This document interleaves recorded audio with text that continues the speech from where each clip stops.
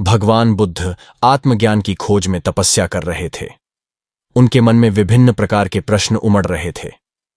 उन्हें प्रश्नों का उत्तर चाहिए था, लेकिन अनेक प्रयासों के बाद भी उन्हें सफलता नहीं मिली। वे आत्मज्ञान की प्राप्ति के लिए कठोर तपस्या करने लगे। अनेक कष्ट सहन किए, कई स्थानों की यात्राएं की, परंतु जो समाधान उन्हें चाहिए था वह उन्हें मिला नहीं। एक दिन उनके मन में कुछ निराशा का संचार हुआ। सोचने लगे, धन, माया, मोह और संसार की समस्त वस्तुओं का भी त्याग कर दिया, फिर भी आत्मज्ञान की प्राप्ति नहीं हुई। क्या मैं कभी आत्मज्ञान प्राप्त कर सकूंगा? मुझे आगे क्या करना चाहिए? इसी प्रकार के अनेक प्रश्न बुद्ध के मन में उठ रहे थे।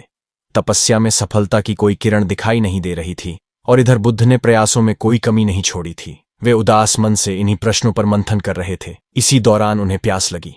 वे अपने आसन से उठे और जल पीने के लिए सरोवर के पास गए। वहां उन्होंने एक अद्भुत दृश्य देखा। एक गिलहरी मुंह में कोई फल लिए सरोवर के पास आई। फल उससे छूटकर सरोवर में गिर गया।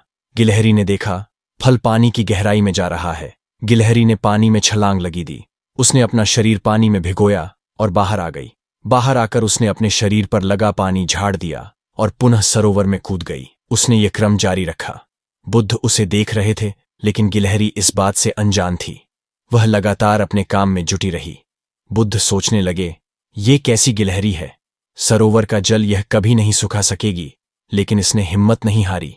यह पूरी शक्ति लगाकर सरोवर को खाली करने में जुटी है। अचानक बुद्ध के मन में एक विचार का उदय हुआ। यह तो गिलहरी है, फिर भी अपने लक्ष्य को प्राप्त करने में जुटी है। मैं तो मनुष्य हूं। आत्मज्ञान प्राप्त नहीं हुआ तो मन में निराशा के भाव आने लगे। मैं पुनः तपस्या में जुट जाऊंगा।